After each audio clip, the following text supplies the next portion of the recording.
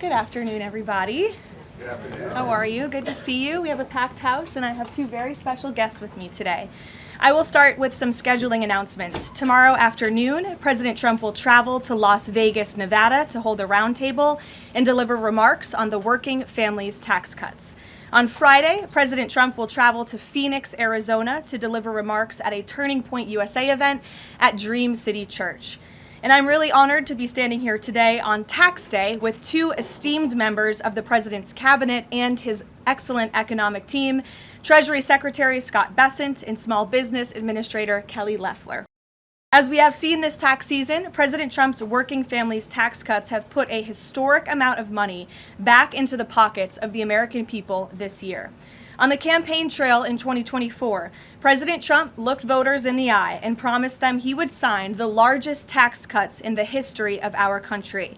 And on Independence Day last year, President Trump and congressional Republicans delivered, passing the largest tax cut in history for working and middle-class Americans, including no tax on tips, overtime, and Social Security. They also passed unprecedented tax relief for small businesses, farmers, workers, and families. With Tax Day officially here, the numbers prove these tax cuts have been nothing short of extraordinary. More than 53 million filers claimed at least one of President Trump's signature new tax cuts. The average refund this filing season is more than $3,400. The Trump administration has issued more refunds and larger refunds than in any year of the history of our country. And I will allow Secretary Bessent to break down the numbers in greater detail. President Trump and Republicans in Congress have always believed that the American people know how to spend their money better than the government does. But what the American people must not forget is that every single Democrat in Congress voted against these tax refunds. The media has largely omitted this fact and other critical details in their stories covering the benefits of the Trump tax cuts. If the Democrats in Congress had gotten their way and blocked President Trump's historic legislation, Americans would have faced the largest tax hike in history, nearly $4 trillion. The average taxpayer would have seen a 22% increase in their tax rates. Democrats in Congress have proven over and over again that they are the affordability frauds who believe the government should keep more of the American people's hard-earned money. This president and Republicans in Congress fundamentally believe that Americans deserve to keep more of their hard-earned paychecks. It's a clear contrast for American families to keep in mind. So with that, I will turn it over to our great Treasury Secretary, Scott Bessent, and then he will turn it over to Kelly. Thank you. Good. Thank you, Caroline. I'm here to tell you that it has been a fantastic tax season. It has gone smoothly. It has gone efficiently from the point of view of the IRS, but most importantly, it's been a great tax season for the American people. Thanks to promises made, promises kept, through the working families tax cuts, the president has delivered the record refunds to the American people. More than 45% of the filers of the returns that we have seen have had at least one of the four president's signature policies: no tax on tips, no tax on overtime, the deductions for our great seniors, and the deductibility of interest on auto loans for American-made cars. And I will tell you that one of those that Americans have taken is no tax on overtime. And it's the American way. If you want to work longer hours, you get to keep more of your money. And with that, we are seeing, I want to encourage everyone out there watching today to change their withholding if they haven't already done so. Because if you change your withholding, then you will get an automatic real wage increase on a weekly or a monthly basis, and you will be able to keep more of your money this calendar year. So with that, we have also seen with the Trump accounts, we have had 5 million families file for Trump accounts for their children. 1.2 million of those are eligible for the $1,000 seed bonus. So we look forward to that picking up more and more. For those of you who haven't done it, it's easy to remember, Form 4547. You can do it while you're filing your taxes. You can do it at any point during the year. We think this is going to be transformational in terms of financial literacy. This is Financial Literacy Month, and at Treasury and all over the administration, we are working with the American people, with American families, not only to give them more of their money, but to show them how to invest it in a safe, smart, and sound way. So with that, I will turn it over to Kelly. Great.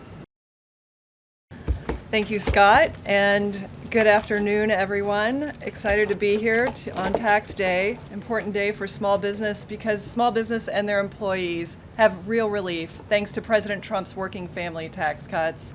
As Administrator of the U.S. Small Business Administration, it is my great honor to serve our great President as the cabinet-level voice for America's 36 million small businesses. President Trump is right.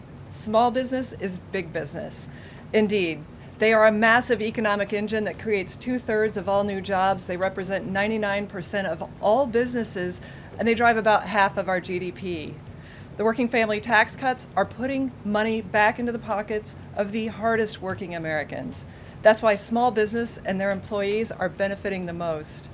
President Trump and congressional Republicans have saved Americans from a $4 trillion tax hike, including a staggering 20% tax increase on working families.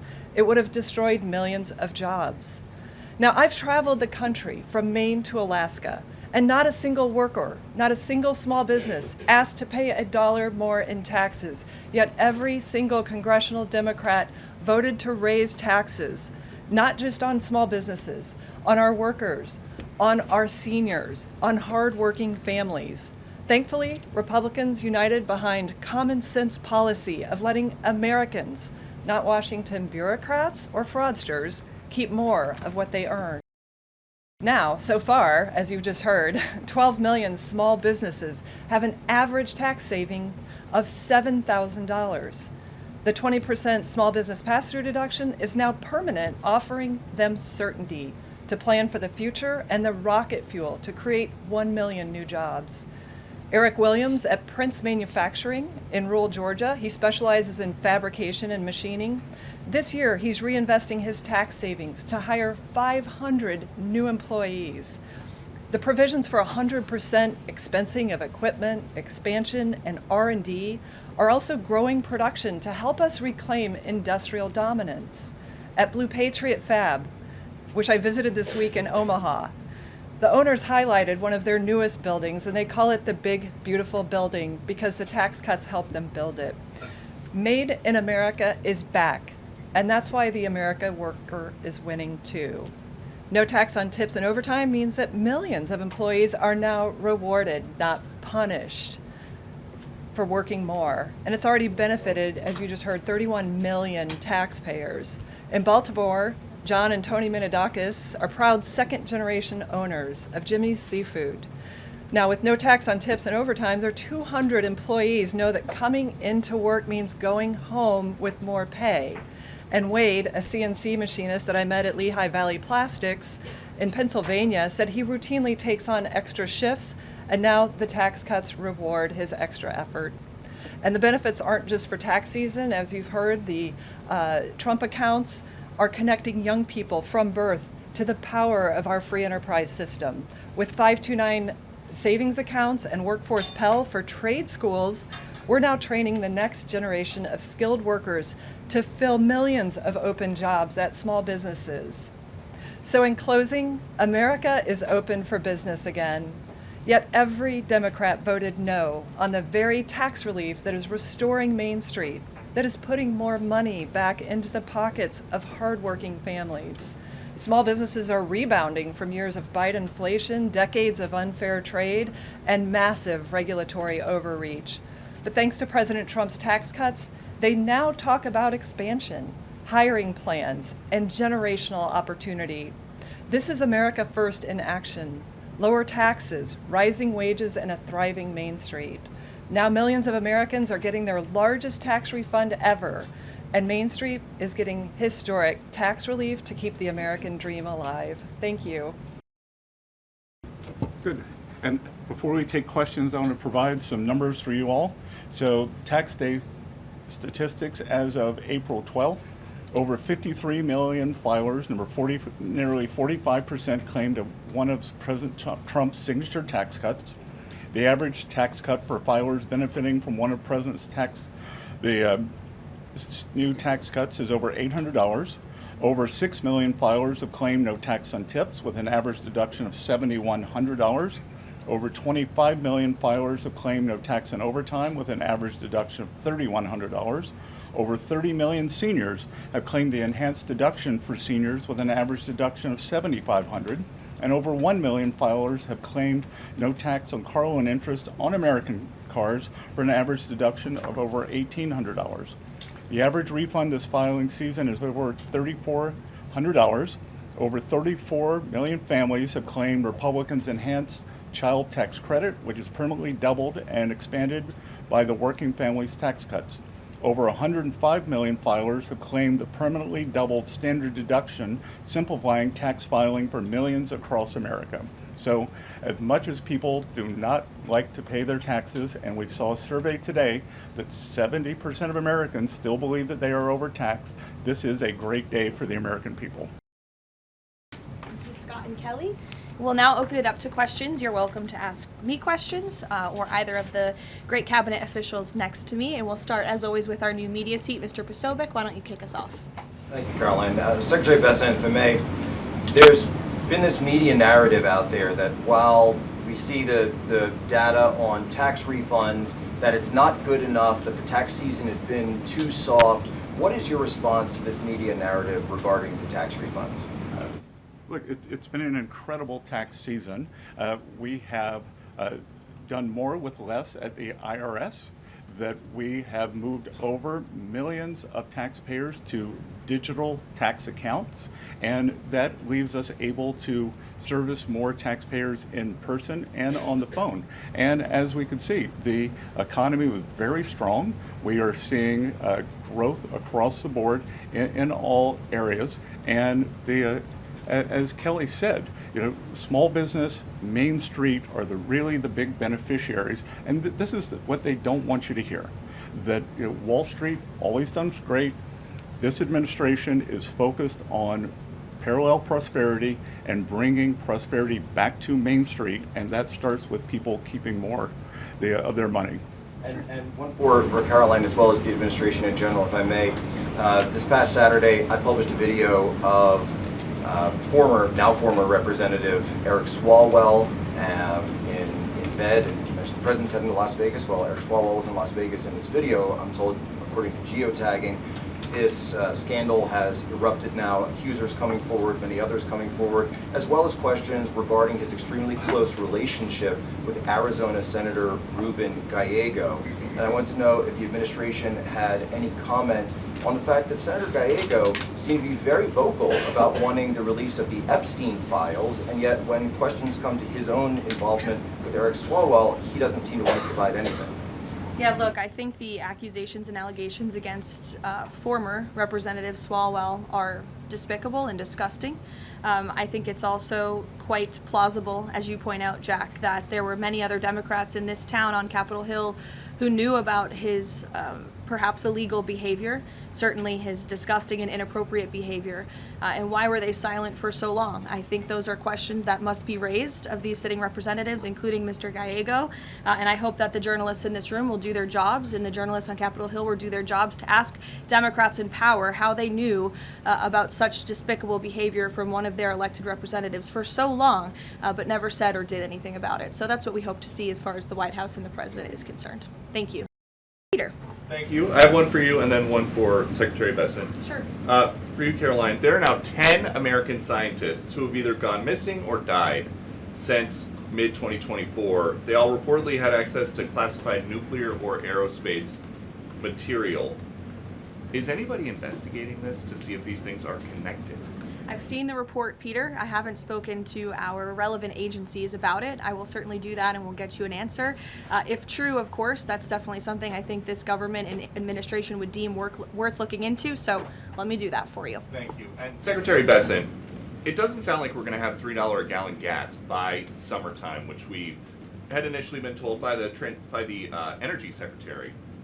He now says that it would be very aggressive if we're going to get to the $3 a gallon gas by the summer. So when are we really going to get $3 a gallon gas? Well, I think that's going to be the up to how the negotiations go. President Trump said this morning that he thinks we're nearing the end. The U.S. kept their side on the ceasefire. We've stopped firing.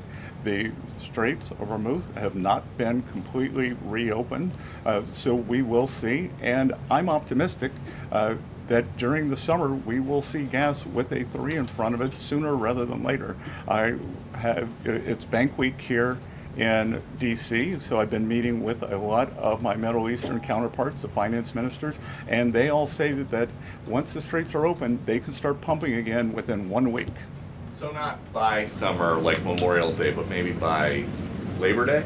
Again, I'm optimistic that sometime between June 20th and September 20th that we can have $3 gas again. And as I said this morning too, we are going to be watching the gas stations because they raise prices very quickly when when the crude oil prices went up. We hope they'll bring them down just as quickly as crude oil prices have come down, which they've come down substantially just in the past 10 days. Great. Sure.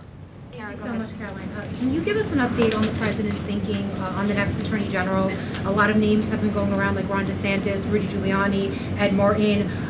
They're being floated as contenders. What qualities is the president looking for in a new AG? And will there be accountability for what many have described as weaponization within Biden's office when he was the president? Sure. Well, certainly ensuring that there's accountability for the weaponization of justice that took place under the Biden administration is a top priority for this president. With respect to names that are floated, there are always names floated in the press. Sometimes I have a chuckle when I read some of the reports about certain people floated for certain jobs. As far as the president is concerned right now, Todd Blanche remains the acting attorney general. The president feels he's doing a good job, and that's where it remains right now. I don't have any personnel updates for you today. Annie. Thank you, Caroline. I have a question for you and also for the Treasury Secretary. First of all, there was an interview that Dr. Mehmet Oz did recently where he described the president's views on his own diet. He said that he argued that diet soda is good for him because it kills grass. And if you pour it onto the grass, the grass is killed and it therefore must kill cancer cells.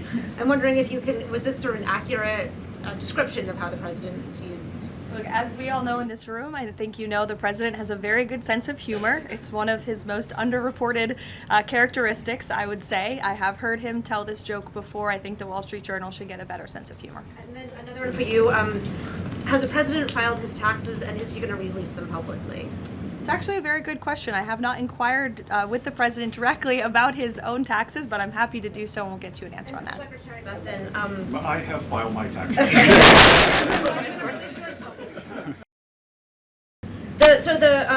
The president has publicly said that you are the reason that he has not fired Chairman Jay Powell. Will you make that case again to him, as he's recently said that he still wants to fire the chairman? Look, I am confident that the process that we have laid out in terms of Kevin Warsh becoming the next Fed chair, he's going to have the hearing on the 21st of this month. He's a great candidate. We know that the Republicans on the Senate Banking Committee are aligned in that, and I am very optimistic that Kevin Warsh will be the chair of the Fed on time, and that will be a moot question. Stephen, go ahead. Secretary Bessent, you mentioned that the no tax on overtime is the biggest one that people are claiming. I think you said 25 million people. Have you seen evidence that more companies are offering overtime or that people are working more overtime and increasing their productivity? And the second question, the health insurance industry is advertising heavily in DC, describing themselves as the good guys in the whole healthcare system. President Trump has threatened to haul in their executives and force them to lower prices. Can you provide any update on the administration's efforts there? Okay, so I'll take the second one last because that's not my area. I don't wear a lot of hats here, but I am sure that the president makes his views known with corporate executives, and if that is true, then they will be hauled before him. And with overtime, as Kelly and I go out and talk to employers and workers around the country, they all want more overtime. And there was this narrative that I think over 2 million illegal aliens have either voluntarily deported or been deported, and that there would be a worker shortage. Well, what better way to fill that gap than with overtime for hard-working Americans and for them to keep more of it? Yeah, I'll just add that a great example are the factories that we see coming back thanks to 100% Made in America expensing. Coosa Steel is a great example in Rome, Georgia, where the owner was down to running one shift 1 day a week. He's up to 2 or 3 shifts 5 or 6 days a week. So thanks to reindustrializing this nation through our small manufacturing base, which most manufacturers in America meet the small business definition, 98% of them, we're seeing more shifts taking place, more opportunities for overtime, and then more willingness of workers to take on overtime shifts, because in the past they were penalized by the tax system for taking on overtime. Elizabeth, go ahead. Thank you. This is for Administrator Loeffler. You talked about how the One Big Beautiful Bill benefits small businesses. With small business optimism falling in March, is the administration planning on providing any additional tax relief or other resources to small businesses that have been affected by high fuel prices during their run operation? Yeah, so one data point does not a trend make, and the long-term trend under President Trump has been for small business optimism to be above its 52-year average.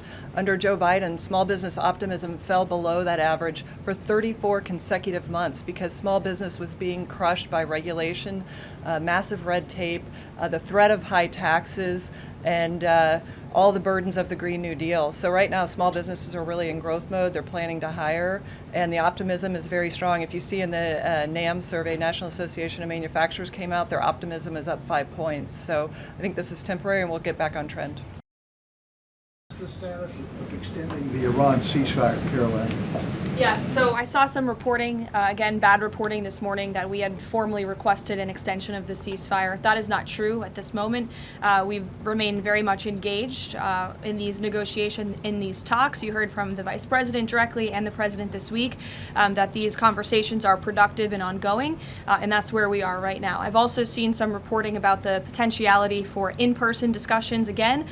Those discussions are being had, but nothing is official until you hear it from us here at the White House. But we feel good about the prospects of a deal. The President mentioned that in his interview yesterday, and it's obviously in the best interest of Iran to meet the President's demands. I think he's made his red lines in these negotiations very clear to the other side, and so we are continuing to see how these conversations go. Would those talks be in Islamabad, or where would they be the next round? They would very likely be in the same place as they were last time, yes. With the same, I would just want to make one point that's important to the President. The Pakistanis have been incredible mediators throughout this process, and we really appreciate their friendship and their efforts to bring this deal to a close. So they are the only mediator in this negotiation. While there have been many countries around the world who want to offer their help, the President feels it's important to continue to streamline this communication through the Pakistanis, and so that's what continues to take place. Will. Thank you, Caroline. How much room do you see for additional sanctions being placed on Iran? And do you feel like the United States is getting enough support from allies on that front? There was a letter that went to Oman and some other allies that suggested maybe the sanctions weren't, this could be for Secretary Bessent as well, but the sanctions basically weren't having the effect that the United States wanted. I'll let the Treasury Secretary who's in charge of sanctions answer that question. Yeah, I think that's not a correct characterization. Yesterday, we announced Operation Economic Fury, and we, for over a year, we have had maximum pressure on the Iranians, both on blocking payments into the Iranian state and going after the accounts of the IRGC.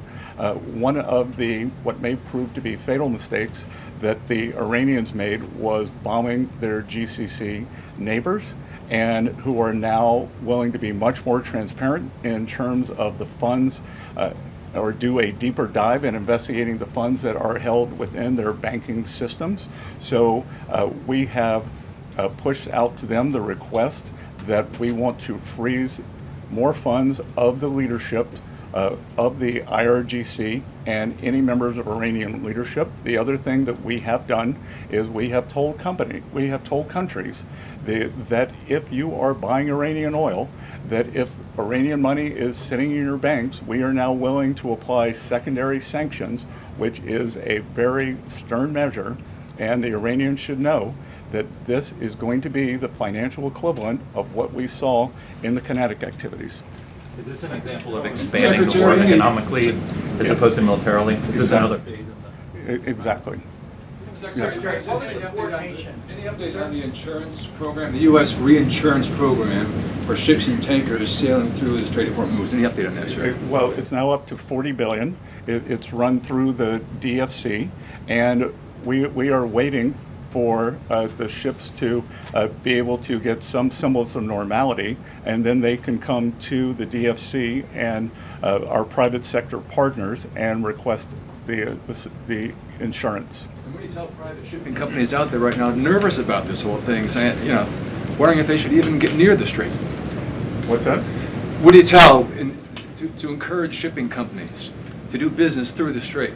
Well, I think we're going to have to wait and see when they are permanently open, because this is a mechanism. When we declare that it is safe, they also have to have insurance. Lloyd's of London had skyrocketing insurance during the time. The rates are still very high. So we want to provide, the U.S. government will make a profit on this, but we want to provide a more normalized level and an economically sound basis for ships to move in and out of the Gulf as they did before the start of the conflict. Thanks, Caroline. I appreciate it. Thanks, Caroline. Yeah, thanks, Caroline. I appreciate it. So, I want to cover two topics, if I could: the tax day, but also the confirmation.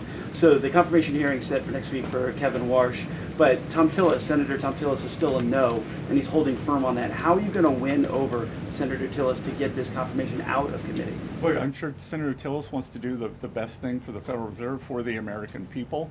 He has publicly said that Kevin Warsh is a great candidate for the chair. So let's get to the hearings and see where we are then. I want to ask you about tax day, if I could. So the tax gains that you've talked about through the One Big Beautiful Bill, is that going to offset the consternation from Americans, for lack of a better term, over the $4 a gallon of gas? Well, again, as I said, no one's ever objected to more money in their pocket. So the Americans have more money. They can decide how they want to spend it. And I did want to come back to the overtime question, because I was up in Westchester County last Friday, and I met with several of the first responders and police unions. And those, whether it's our great policemen, our firemen, our ambulance drivers, they all now want more overtime. And how great it is to have them to be able to be engaged and keep more of their money. Thank you, Caroline. For both of you, perhaps, are President Trump's threats of a 50% tariff against China still on the table now, or is the letter exchange that you talked about now taking that off of the table? Well, as you know, the president spoke about the letter with respect to he and the correspondence between he and President Xi. President Xi assured the president that they are not supplying Iran with weapons throughout this conflict, and that assurance was made to the president. It's obviously something the administration keeps close tabs on with respect to tariff. You have any update on that, Mr. Secretary? I don't have an update on the tariffs, but I do have an update on sanctions. Iran is used to be the largest state sponsor of terrorism. China was purchasing more than 90% of their oil, which is about 8% of China's energy needs. We believe this blockade in the Straits, there will be a pause of Chinese buying, but I will tell you that 2 Chinese banks received letters from the U.S. Treasury. I'm not going to identify the banks, but we told them that if we can prove that there is Iranian money flowing through your accounts, then we are willing to put on secondary sanctions. And are you Nick, go ahead. Thank you, Caroline. Go ahead, Nick. Just a quick follow-up. So my question for are you considering any more sanctions relief, Mr. Secretary, for countries that are suffering right now in order to get more oil to your allies? We will not be renewing the general license on Russian oil, and we will not be renewing the general license on Iranian oil. Because again, that was oil that was on the water prior to March 11th. Right. So all that has been used. Nick, go ahead. Treasury Secretary, as you both noted, 53 million Americans have used one of these new tax exemptions the president enacted. Can you speak to not only the relief that that's bringing specifically working class Americans like waiters, bartenders, overtime workers, but also the impact this is going to have on the economy? Well, a couple of things there is I can tell you, I think Kelly's very popular, but I think with service workers, I may be the most popular cabinet secretary in D.C. because when I show up, a doorman, the not so much bartenders, but waiters, waitresses, they all say thank you for no tax on tips. Again, I was in a diner up in Westchester County, and this is a home run. In terms of what's happening with these folks, and what we can't tell you yet, and we will be able to provide data at a later date, that 52 million is how many have used at least one of those. So we expect that there are probably multiple filers who have used at least more than one of those 4 signature things. And look, again, this is the America First, Americans, hardworking Americans keeping more of their money, just like with our small businesses. If we go back and look, when you hear the left talk about this was a tax cut for millionaires and billionaires, they wanted to raise the tax rate for everyone making more than $500,000. That is a small business killer. I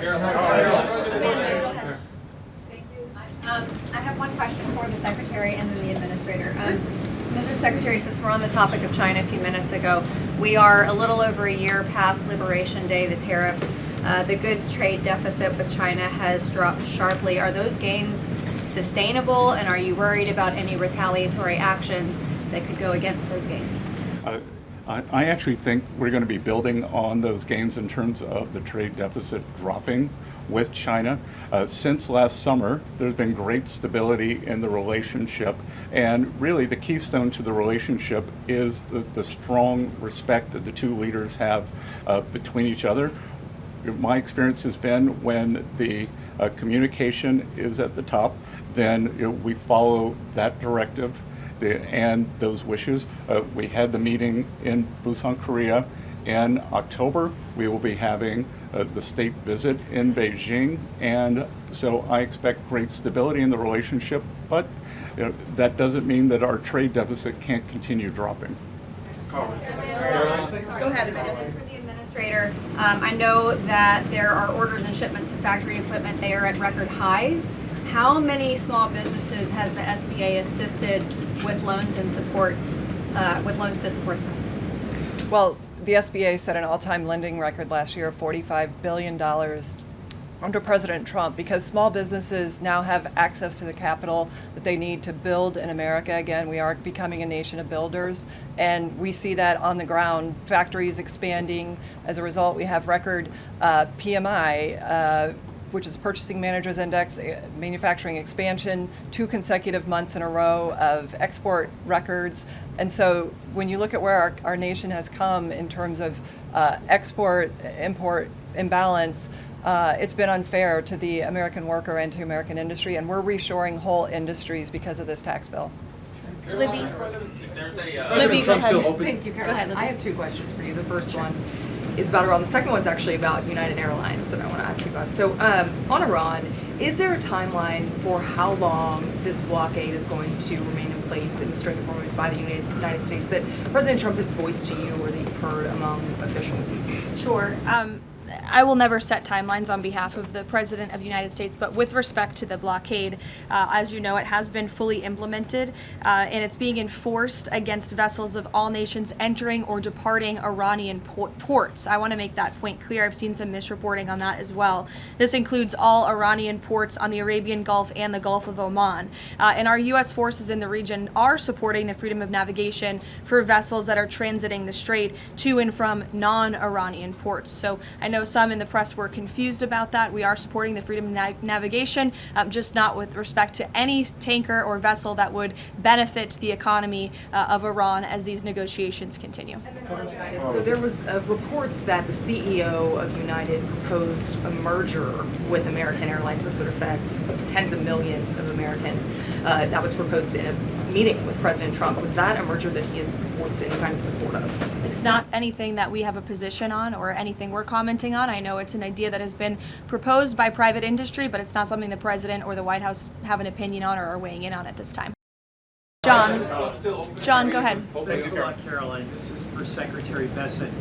On Monday of next week, importers can start requesting claims for tariff refunds. And my understanding is $127 billion eligible for refunds. What's that process look like? How can a porter and an importer request such a refund going forward? That's not being run out of Treasury. We will just be the paymaster. So that's being run out of CPB. Yep. And so explain that process. I understand you're not running it. How does that process actually work? If you're an importer, you paid these tariffs, the Supreme Court found that those tariffs were illegal. What's the process for them to get back that money? Well, they would be in touch with the CPB, and I think the number you're quoting is so that's the amount who have already requested refunds. So they are already in the chute, and we'll see what the timeline is for that. Will that affect the U.S. economy, all of those refunds coming out of the U.S. Treasury?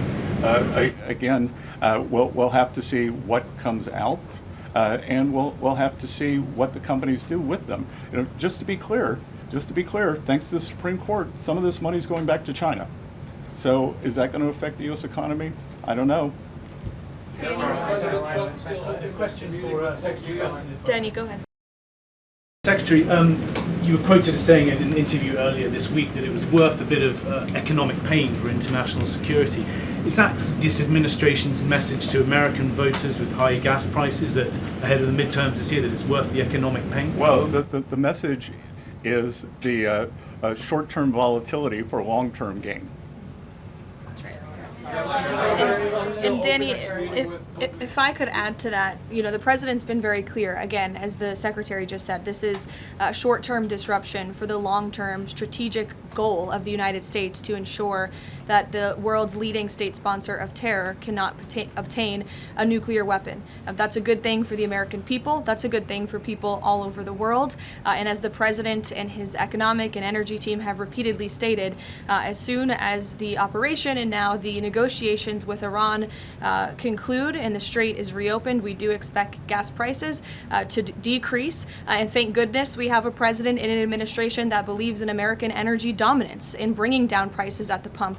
Look at how gas prices decreased over the past year since this president was in office. It's a stark contrast to the previous administration and Democrats in this city who believe in hampering our domestic energy industry, who believe in importing our most precious resources, who believe in implementing policies that created the worst inflation crisis in history. So President Trump has built the greatest economy in the world before.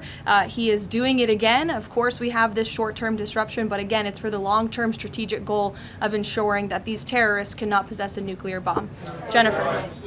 First, Secretary Bessent, on the Russian oil, I know the sanctions waivers have expired, but how much money did Russia benefit from that temporary sanctions rules? You initially said about $2 billion. Is that? It could have been $2 billion. We don't know.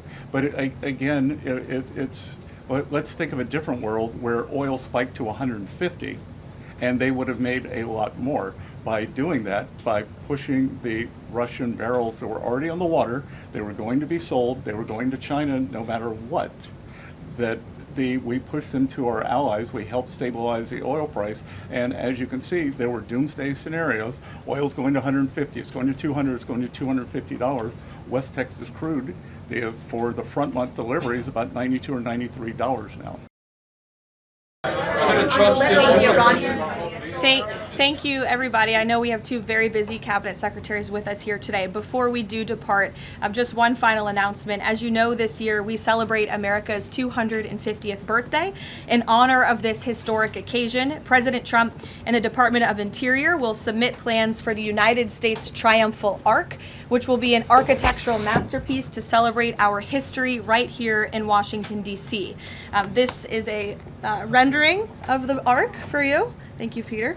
It's quite beautiful, as you can see, and this monumental arch will beam at 250 feet tall in honor of 250 years and stand on ground that is currently empty green space in Memorial Circle on Columbia Island, a man-made island in the Potomac River managed by the National Park Service. The United States Triumphal Arch will be outfitted with beautiful artwork and depictions celebrating the success of the American people over our 250-year history and the enduring triumph of the American spirit.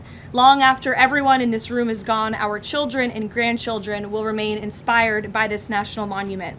Beginning construction this year on the architectural arch is a fitting way to commemorate the 250th anniversary of American independence.